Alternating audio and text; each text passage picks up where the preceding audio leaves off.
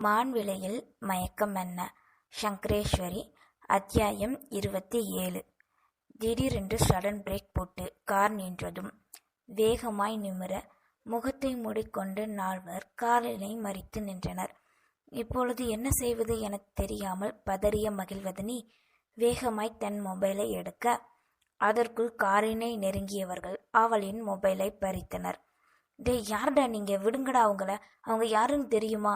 தன்னை பிடித்து கொண்டிருந்தவர்களிடமிருந்து விடுபட போராடி கொண்டு டிரைவர் உரைக்க, தெரியுண்டா, தெரிஞ்சுதான் பண்றோம், இறங்குங்க முதல்ல 2 பேரும். கையில் கத்தியை வைத்து மிரட்டியவர்கள் அவர்களை பிடித்து இறக்கி விட்டனர். விடுடா என்ன? தன்னை இறுக்கி பட்டிருந்தவனிடமிருந்து விளக்க முயன்று மகிழ்வதனி கூற, ஏய் அமைதியாவா, இல்லனா இப்படியே 2 பேரை சொருகிட்டு போயிருவேன் பார்த்துக்கோ. பல்லை கடித்து கொண்டு மிரட்டியவன் அவர்களுக்கு முன்னிருந்த காரில் இருவரையும் ஏற்றினான். டேய், நீ உங்க காரை எங்கேயாவது போய் விட்டுட்டு வந்துடுடா, மற்றொருவனிடம் கூறியவன் தங்கள் காரினை கிளப்பி இருவரையும் கடத்தி சென்றான். நேரம் செல்ல எப்போதும் 4-5 மணிக்கெல்லாம் வரும் மகிழ்வதனி இன்னும் வராமல் இருப்பதைக் கண்ட ரெங்கநாயகி ராஜேஸ்வரி இருவருமே பதறினர். அத்தை, காலேஜ் கடைசி நாள்னு சொன்னால, அதனால ஃப்ரெண்ட்ஸ் கூட எங்கேயாவது வெளியே போயிருப்பாத்த, வந்துருவா, நீங்க பதறாதீங்க, வாங்க முதல்ல உட்காருங்க, உள்ள வாங்க என்ற இந்துமதி இருவரையும் அழைத்து செல்ல முயல. இல்லம்மா, நான் சீக்கிரம் வந்துடுவேன்னு காலையிலே சொல்லிட்டு தான் போனா, மணி 5 தாண்டிடுச்சு, இன்னும் காணும். ஒருவேளை அவங்க அம்மா வீட்டுக்கு போயிருப்பாளோ, நான் வேணா ஃபோன் பண்ணி கேட்குறேன் என்ற ராஜேஸ்வரி லேண்ட்லைனிலிருந்து அவளின் வீட்டுக்கு அழைத்தார். அதை எடுத்த நாகரத்தினம், சொல்லுங்க சம்மதி, நல்லா இருக்கீங்களா? வீட்டில் எல்லாரும் எப்படி இருக்காங்க? பெரியய்யாவை கூட்டிட்டு வந்துட்டீங்களா? மகிழ் என்ன பண்றா என்க, அதிலே அவள் அங்கு செல்லவில்லை என்பது புரிய சிறிது நேரம் பேசிவிட்டு வைத்தார். என்னாச்சு ராஜேஸ்வரி, சம்மந்திங்க என்ன சொன்னாங்க? மருமக அங்க போயிருக்காளா? படபடவென ரெங்கநாயகி கேட்க, இல்லக்கா என்றதும் அப்படியே ஒப்பாரி வைத்து புலம்ப ஆரம்பித்தார். அதை கேட்டதும் அனைவரும் அங்கே கூட, என்னம்மா என்னாச்சு? மணிமேகலை பதறிக்கொண்டு கேட்க, மகிழ்வதனி இன்னும் வீட்டுக்கு வராததை கூற அந்த வீடே கதிகலங்க ஆரம்பித்தது. என்னது, விளக்கு போடுற நேரமாச்சு, இன்னும் மருமக வரலையா? வெங்கடாச்சலம் அதிர்ச்சியுடன் கேட்க, அம்மாடி இந்து, நீ மாதவனுக்கும் தனாக்கும் ஃபோன் பண்ணி சீக்கிரம் வர சொல்லு, நான் அந்த ராஜனுக்கு ஃபோன் பண்ணி பார்க்குறேன் என்றதும் வேகமாய் மொபைலை எடுத்து வேலைக்காரர் முதற்கொண்டு அனைவருக்கும் அவள் காணவில்லை என்ற செய்தி பரவியது. நேரம் செல்ல இந்த செய்தி காட்டு தீயாய் பரவ மாதவனோ டவுனில் அவளின் கல்லூரியை சுற்றி தேட ஆரம்பித்தான். அதே நேரம் தனாவோ சென்ற வேலையை அப்படியே விட்டுவிட்டு விஷயம் அறிந்து ஓடோடி வந்தான். இருளும் சூழ ஆரம்பிக்க, ஐயோ, என் மருமக எங்க இருக்காளோ, எந்த நிலைமையில இருக்காளோ தெரியலையே ராஜேஸ்வரி புலம்ப, மற்ற இருவரும் அவரை சமாதானப்படுத்தினர். டிரைவரின் வீட்டுக்கு சென்று விசாரிக்க, அவனும் இன்றும் வரவில்லை என்ற செய்தி பதிலாய் கிடைத்தது. மாமனார் இருவரும் வேறு வழியின்றி போலீசிடம் சென்று கம்ப்ளைண்ட் கொடுத்தனர். தனஞ்சலியனோ அவள் சென்ற இடம், கோவில், தனக்கு தெரிந்த இடம் என அனைத்தையும் சுற்றித் திரிந்து பைத்தியம் போல் தேடிக்கொண்டிருந்தான். அதே நேரம் சேகரனிடம் இருந்து அழைப்பு வர வேகமாய் எடுக்க, அவன் கூறியதை கேட்டவனோ அந்த இடத்திலிருந்து பதறிக்கொண்டு சென்றான். மணியோ 9 கடந்திருந்தது. தனஞ்சலியன் சீரிட்ட வேகத்தில் தன் வீட்டின் முன் வந்து நிற்க அனைவரும் வெளியே காத்திருந்தனர். அவனது விழிகளோ அங்கே தன்னவளை தேட, வீட்டாரின் விழிகளோ அவன் மட்டும் வந்திருக்க, மகிழ் இல்லாதது அவனுடன் அவளை தேடியது. அம்மா வதனி எங்க? என்னடா நீ தானடா தேட போன, இப்ப எங்க கிட்ட வந்து கேக்குற, எங்கடா என் மருமக? அவனின் சட்டையை பிடித்து கொண்டு ராஜேஸ்வரி பதறி கேட்க, இல்லம்மா, அவ இங்க வந்துட்டதா சொன்னாங்களே என்க. அதே நேரம் சேகரனின் கார் அவர்களின் வீட்டிற்குள் நுழைந்தது. டிரைவர் இருக்கையிலிருந்து சேகரன் இறங்க, அவனைத் தொடர்ந்து மகிழும் கார் டிரைவர் ராஜாவும் இறங்கினர். புடவை முந்தானையை இழுத்து பொத்திக்கொண்டு இறங்கிய மகிழ் தனஞ்சலினை கண்டதும் என்னங்க என்றவாறு ஓடி வந்து அழுகையுடன் அவன் நெஞ்சில் விழுந்தாள். இழந்த உயிரை திருப்பி பெற்றது போல் உணர்ந்தவனோ அவளின் கன்னம் பற்றி முத்தமலை பொழிந்து தன்னுடன் இறுக்கி அணைக்க அழுகை விசும்பலாக மாறியது. என்னம்மா, உனக்கு என்ன ஆச்சு? ரெங்கநாயகி அவளின் தலையை வருடிக்கொண்டே கேட்க, அவளோ திரும்பி சேகரனை கண்டாள். சேகரனோ தன் காரின் பின்னிருக்கையில் கட்டி வைத்தவாறு செல்வாவை இறக்கினான். மாலை நேரம்.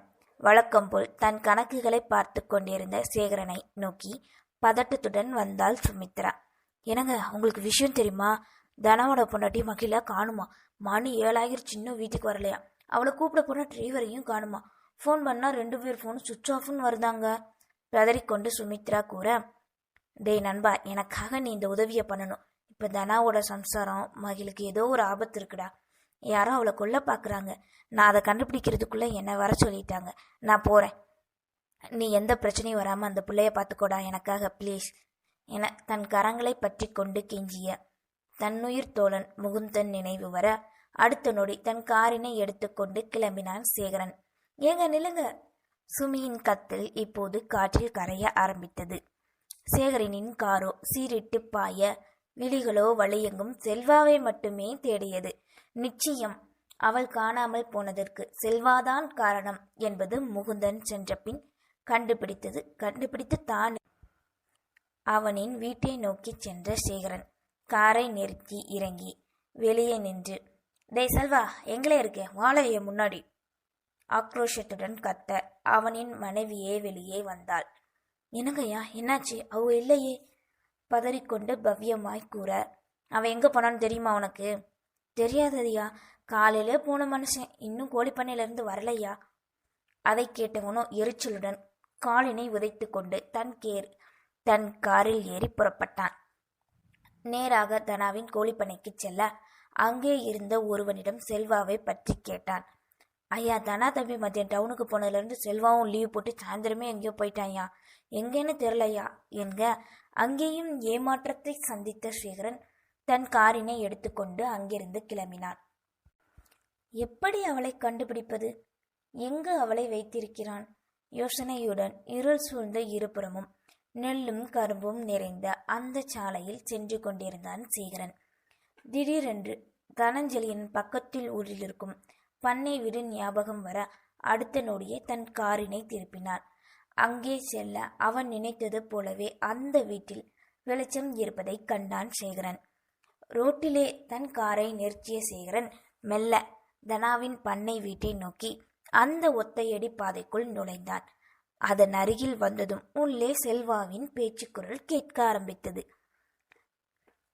தன் காரில் ஏறிய ரவுடிகள் அவர்கள் இருவரின் கத்தலை தாங்க முடியாது, தான் செல்லும் இடம் அவர்களுக்கு தெரியக்கூடாது என்ற எண்ணத்தில் மயக்க மருந்து கொடுத்து மயக்கத்திற்கு செல்ல வைத்தனர் மகிழ்வதனியையும் டிரைவரையும். அதன் பின் நேரம் செல்ல முதலில் மகிழுக்கு மயக்கம் தெரிய கைகளையும் காலையும் இறுக்கமாக கட்டியிருப்பதை உணர்ந்தவளுக்கு அந்த அறையில் சுற்றிலும் கும்மிருட்டு ஏறு களங்கடித்தது. யார் எதற்காக தன்னை கடத்தி வைத்திருக்கிறார்கள் என தெரியாது. யாராவது இருக்கீங்களா? ப்ளீஸ் என்னை காப்பாத்துங்களே, ஹெல்ப் மீ ஹெல்ப் மீ தொண்டைக்குழி வற்றும் அளவுக்கு கத்த கதவினை திறந்து கொண்டு யாரோ வரும் ஓசை கேட்டது. அடுத்த நொடி அந்த அறையில் வெளிச்சம் வர ஆரம்பித்தது. வெளிச்சம் வந்ததும் கண்கூச வெளிகளை மூடி சுருக்கியவள் நிமிர அந்த அறையின் வாசலை கண்டாள். செல்வாவும் அவனுடன் யாரென்று முகம் தெரியாத இருவரும் நின்றிருந்தனர். நீயே என்னை கடத்தி வந்திருக்க? இது மட்டும் அவருக்கு தெரிஞ்சுன்னு வச்சுக்கோ, அப்புறம் உன்னை சும்மா விட மாட்டாரு. விடுடா, என்ன உனக்கு வெக்கமானமே இல்லையா? ஆக்ரோஷத்துடன் கத்திக்கொண்டு மகிழ்வதனி கூற, வெக்கம் மானம் ஏன் மரியாதை கூட இருந்தது. ஆனா எப்ப நீ அந்த வீட்டுக்குள்ள வந்தையோ அன்னையிலேருந்து எல்லாம் போச்சு. நீ எதுக்காக எங்க ஐயா குடும்பத்துக்குள்ள நுழைஞ்சேன்னு எனக்கு தெரியும். நான் இருக்கிற வரை உன்னால எங்க ஐயா குடும்பத்தார ஒன்றும் பண்ண முடியாது. வந்து 2 நாள் என்னை அந்த குடும்பத்திலேருந்து பிரிச்சுட்டேல. அவங்க என்னை குடும்பத்துல ஒருத்தனா பார்த்தாங்க. வார்த்தைக்கு வார்த்தை ஏலே செல்வா ஏலே செல்வான்னு கூப்பிட்டாங்க. ஆனா நீ வந்த அடுத்த நாளே என்னை அவமானப்படுத்தி அனுப்பிட்ட. என் இடத்துல யாரா இருந்தாலும் அப்படித்தான் பண்ணுவாங்க. அது நான் அந்த குடும்பத்து மேல வச்சிருக்கிற விசுவாசம். அந்த தனா பையன் கூட பிறந்த அண்ணன் மாதிரி என் கூட பழகினா. அப்படிப்பட்டவன் மேலே உங்கள் அப்பா வண்டி ஏற்றுனா நான் சும்மா இருப்பேன்னு நினச்சியா? எனக்கு வந்த கோத்துக்கு அன்னைக்கே உங்கள் அப்பனை கொன்று இருப்பேன். எங்கள் ஐயா சொன்ன ஒரு வார்த்தைக்காகத்தான் விட்டுட்டு வந்தேன். ஆனால் உங்கள் அப்பா பண்ணின தப்புக்கு தண்டனையாக அந்த கடவுளே கொடுத்துட்டாரு. நீ என்னடானா அதை மனசில் வச்சுட்டு பழி வாங்குறேன்னு இந்த வீட்டுக்குள்ளே நுழைஞ்சிருக்க. ஒன்றை மருமகளா அந்த வீட்டுக்கு கொண்டு வர எங்கள் ஐயா என்னெல்லாம் பண்ணினாருன்னு தெரியுமா? ஆனால் நீ அவருக்கு சொந்தக்காரங்க கிட்ட அவமானத்தை மட்டுமே வாங்கி கொடுத்துருக்க. ஊருக்குள்ள நீ நல்ல பேர் வாங்கிக்கிட்ட. எங்கள் அப்புச்சி ஒரு வாரமாக ஹாஸ்பிட்டலில் இருந்ததுக்கு நீ தான் காரணம்னு நல்லாவே தெரியும். அதான் நீ வந்த நாளில் இந்த நாள் வர உன்னை கொலை பண்ண முயற்சி பண்ணிக்கிட்டே இருந்தேன். கோவில் ஆளை வச்சு பார்த்தேன், தப்பிச்சிட்டேன். நானே பின்னாடி வழியாக யாருக்கும் தெரியாமல் பாம்பை விட்டேன், அப்பவும் உயிர் பழைச்சிட்டேன். அதான் உன்னை நேராகவே நானே கொண்டுடலான்னு முடிவு பண்ணி கடத்திட்டு வந்துட்டேன். இன்னைக்கு உன்னை யாராலையும் காப்பாற்ற முடியாது, குரோதத்துடன் கூறியவன் கத்தியுடன் அவள் அருகில் நெருங்கினான். இங்கே பாரு, நீ நினைக்கிறது தப்பு. நான் ஒன்றும் உங்கள் ஐயா குடும்பத்தை பழி வாங்கணும்னு நினைக்கல. தன்னை நோக்கி கத்தியுடன் நெருங்கி வந்து கொண்டிருப்பவனை கண்டு மகிழ்வதினி கூற, அதே நேரம் சேகரன் உள்ளே நுழைந்தான். ஏலே செல்வா நாயே கத்த அனைவரும் திரும்பி சேகரனை கண்டு அதிர்ந்தனர். எனக்கு தெரியும்ல, இதை நீ தான் காரணமாக இருப்பேன்னு. என்னை மீறி முடிஞ்சா நீ அந்த பிள்ளைய தொட்டு பாருலே பார்க்கலாம். சேகரன் தம்பி, இவளுக்கு நீங்கள் சப்போர்ட் பண்ண வராதிங்க. அது சரி, அவ செய்ய நினச்சது நீங்கள் செய்ய நினச்சது ஒன்று தானே, அதான் ஒத்து வரீங்களோ? வில்லங்கத்துடன் செல்வா கேட்க, என்னலே சொன்ன உன்ன என்றவாறு தான் பயின்ற யுத்த கலைகளை அவனிடம் காட்டி அடித்து தள்ளினான். அதை கண்ட மற்ற அனைவரும் சேகரனை நெருங்கவே பயந்தனர். செல்வாவை அடித்து நொறுக்கியவன் அங்கிருந்த கயிறினை எடுத்து அவனை கட்டி மகிழ்வதனியை விடுவிக்க அவளோ நன்றி கூறினாள்.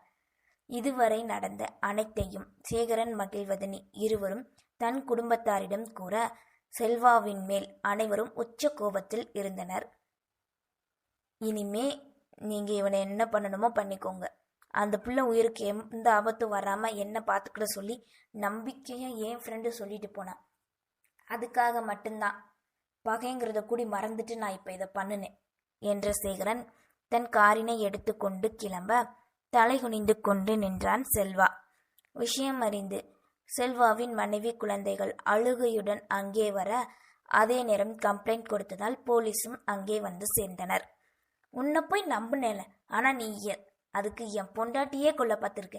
இனிமே நீ உயிரோடவே இருக்கக்கூடாதுடா. ஆக்ரோஷத்தில் கத்திய தனஞ்செழியன் செல்வாவை போட்டு அடிக்க, அவனின் மனைவியும் பிள்ளைகளும் கதறி அழுதனர்.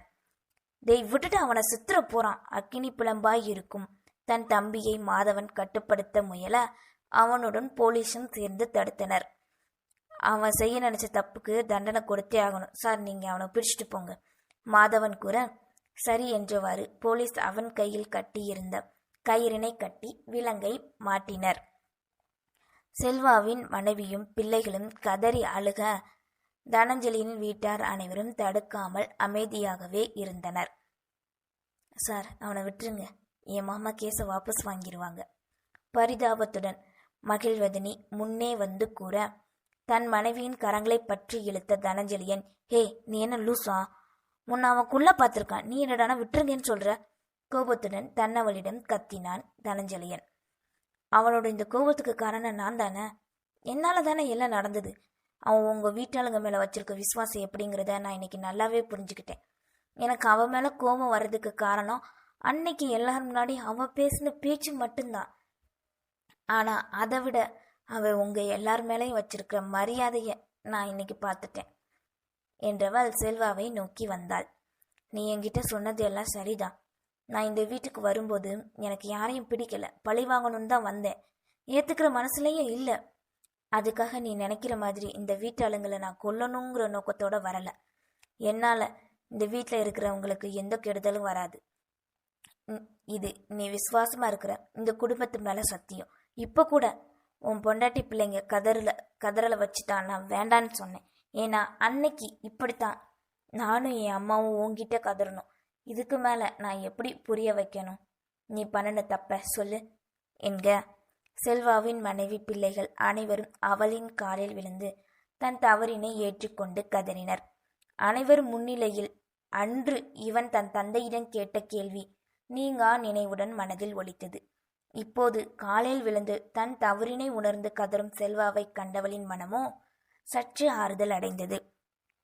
அதன்பின் மகிழ்வதனியை தன்னறைக்கு அழைத்து வந்த தனஞ்சலியன் அவளிடம் மன்னிப்பு வேண்ட ஆரம்பித்தான். சாரி வதனி, நான் உன்னை கூப்பிட வந்திருந்தா இந்த பிரச்சனையே வந்திருக்காதுல்ல, மென்மையாய் கேட்க. இப்போனாலும் அந்த செல்வா மனசு மாறினதே, அதுவே போதும். இன்னைக்கு எங்கள் அப்பா இறப்புக்கு எனக்கு ஒரு நியாயம் கிடைச்சிருக்கு, ஆறுதலும் கிடைச்ச மாதிரி உணர்ந்துட்டேங்க. சரி, நீ போய் ஃப்ரெஷ் ஆகிட்டு வா, நான் உனக்கு சாப்பாடு எடுத்துட்டு வரேன் என்றவாறு கீழே செல்ல போக அவனின் கரங்களை பற்றி தடுத்தாள் மகிழ்வதனி. என்னம்மா, என்னாச்சு? சாப்பாடு வேண்டாம், பசிக்கல. நான் உங்ககிட்ட பேசணுங்க. என்ன சொல்லணுமா, சொல்லு. என் மனசு உங்களை முழுமையாக ஏற்றுக்கிடுச்சு. நான் உங்கள் கூட வாழணும்னு நினைக்கிறேன். நான் கோபமாக பேசின எல்லாத்தையும் மறந்து இன்னைக்கு என்ன உங்கள் மனைவியாக ஏற்றுப்பீங்களா செலியன்? விழிகள் கலங்க தன் நேசத்தை அவனிடம் தெரிவித்தாள். அவள் கூறியதை கேட்டவனுக்கு தன்னவள் தன்னை ஏற்றுக்கொண்டாள் என்பது அவளின் விழிகளிலேயே நன்றாக தெரிந்தது. வேகமாய் இழுத்து காற்று கூட தங்களுக்குள் நுழையாத அளவுக்கு தான் மட்டுமே சொந்தம் என்ற உரிமையுடன் அணைத்து கொண்டான் தனஞ்சலியன். தன்னவனை அணைத்து கொண்டு அவன் நெஞ்சில் முகத்தை புதைத்தாள் மகிழ்வதனி. உரிமையுடன் அவள் மேனி தன்னை தீண்டியதும் ஆண்மகன் என்ற எண்ணம் உதிர்க்க அவளுக்கு நெருக்கமாய் மாற ஆரம்பித்தான் தனஞ்சலியன். அதை உணர்ந்தவள் முழு மனதுடன் ஏற்றுக்கொண்டு சினுங்க தன்னிடமிருந்து விலக்கி அவளின் பூமுகத்தை தன் கைகளில் ஏந்திய தனஞ்சலியன் முதல் முறை அவளின் செவ்விதழில் தன்னிதழ் பதித்து தேனினை பருகினான். தன்னவனின் இந்த வேக இதழ் முத்தத்தை கூட தாங்க முடியாது தவிக்க அவளை இறுகப்பற்ற தன்னவனுடன் இனிமையான தன் இல்லற வாழ்க்கையை காணச் சென்றான். அவனின் ஒவ்வொரு செயலுக்கும் சினுங்கல் ஒளியே பதிலாய் தந்து இசைந்து கொடுத்தாள் மகிழ்வதனி. தன்னவளை முழுதாய் பெற்றுக்கொண்டு கூடல் முடிந்து விலகியவன் புதுவிலகில் சஞ்சரிப்பது போல் உணர்ந்து இன்பமாய் தனக்குள் விடாது முழுமையாய் உரியவனாய் அவளை அடக்கினான். இருவருமே கண்டிராத ஓர் புது உலகினை கண்ட களைப்பில் நிம்மதியாக ஒருவரின் அன்பான அணைப்பிலே துயில் கொள்ள ஆரம்பித்தனர்.